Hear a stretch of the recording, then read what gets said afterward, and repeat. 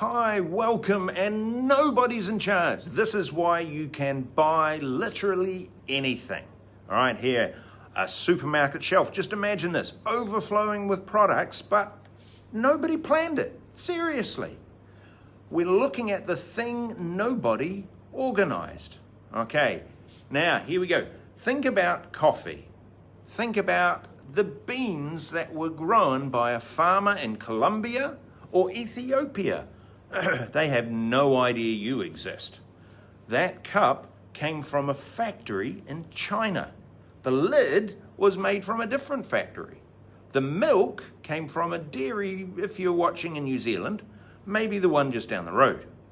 The machine that made it was designed in Italy, built from parts sourced from across a dozen different countries.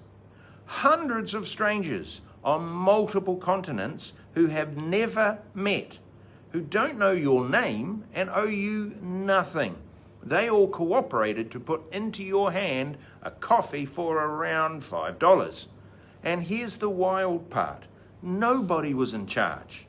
There was no government committee planning your coffee at all. No one issued an order. There is no ministry of flat whites. So how does that happen?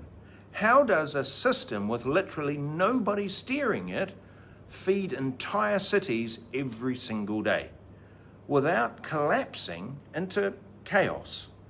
Okay, that question is where economics was born. I'm Econ Teach NZ, and this is the idea that started it all, looking at economic thinking. So before Adam Smith, trade was war. All right, think about all that time ago. Think about the galleons, the transporting ships of goods all around the world, the hoarding of gold. To understand how big his ideas were and the ideas of economics, you have to know what people believed before it. For most of history, the dominant economic theory was mercantilism. The core belief, brutally simple. Wealth is a fixed pie, a fixed amount. There is a set amount of gold in the world, and if you want more, you take it. Through conquest, colonies, or by selling more than you buy and then holding on to the difference. Trade under this worldview is basically economic warfare. Your gain is my loss. For me to win, you have to lose. Very zero-sum game approach. Governments were obsessed over piling up gold. They slapped tariffs on everything and treated every trade deal as if it was a battle. Does that sound familiar? A lot of modern trade politics is just mercantilism in a fresh outfit. Then, 1776 happened, the same year as a certain American declaration. A quiet Scottish moral philosopher named Adam Smith, not related, published a book with an absolute unit of a title, An Inquiry into the Nature and Causes of the Wealth of Nations. And he detonated the whole thing. One of the main things he talked about was the invisible hand. But we're also going to have a look at what Adam Smith actually meant. That's what we're looking at. So, think about his famous pin factory. It was a subtle guiding approach with regards to a market. But his first bombshell was that wealth wasn't gold. Wealth is stuff. The goods and services people can actually produce and consume. The way you get more of that isn't conquest, it's productivity. And that famous example, that pin factory, right? We had one worker doing every step, and they did it all by themselves. They might make a handful of pins a day. But if you split the job up, one person drawing the wire, one straightening it, one cutting it, one sharpening it, and a small team might make thousands, right, of these pins. Same people, same day, but a wildly more output. That's the division of labor. That's productivity, and it is the engine of modern prosperity. Then comes the idea that everybody quotes and almost everyone gets wrong. The invisible hand. Smith noticed that the baker doesn't bake your bread out of kindness. He bakes it to make a living.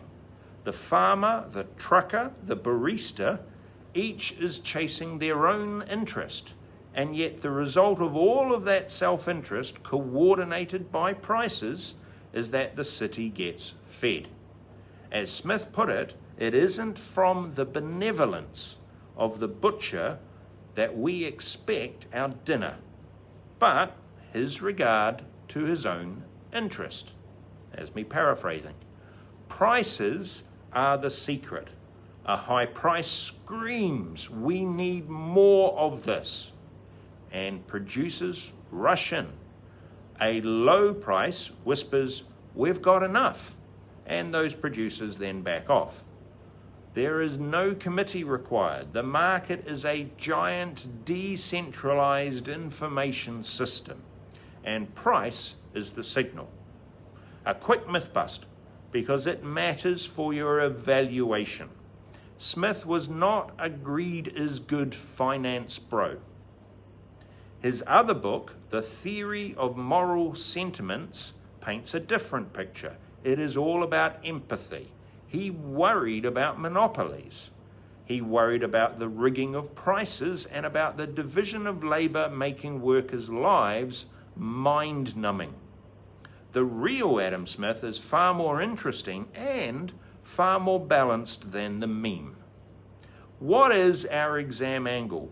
Why does an 18th century Scot matter when you're thinking about your exams? Because Adam Smith basically wrote the first chapter of our syllabus, of our textbooks. Every time we explain how the price mechanism allocates our scarce resources, how prices are rationing, they're signaling, they're incentivizing, that's all Adam Smith. Every time you're able to link specialization and the division of labor to higher productivity, that's Adam Smith. The whole concept of a market economy that in IB and IGCSE you're asked to evaluate, that all starts there. All right? Don't just praise the invisible hand. That's not a grade 7 move. Interrogate it. When does the market fail? What about monopoly power? What about externalities, pollution, public goods? Nobody pays for them. Smith himself flagged some of those. And a student who's able to say the market is a brilliant allocator, but is a good student. Here's the thread we need to pull across this whole series. Adam Smith handed the world a genuinely revolutionary idea. Order without a commander. Prosperity from a system that nobody controls. It is still one of the most powerful ideas humans have ever had. But the market mostly works, and the market works for everyone are two very different claims. And the entire history of economic thought after Smith is basically a 250-year argument about that very gap. So our first challenger is coming straight up, right? They're going to be discussing why capitalism is wrong. They're going to be going for its throats. He wrote his takedown in a library funded by a factory owner. This is Econ Teach NZ. I'd like to thank you. Please tell me your thoughts. Do you think Adam Smith is right? What do you think about the future of economic thinking? Are we moving in the right direction? All right, let's have a think about all of those things. Comment in the description below, in the comments below. Like, comment, subscribe. Let me know your thoughts. I will contribute to the discussion. Was it genius, or was it too good to be true? Make an argument. Let me hear from you. Hey, Kornera, have a fantastic day, and we'll see you on the next one.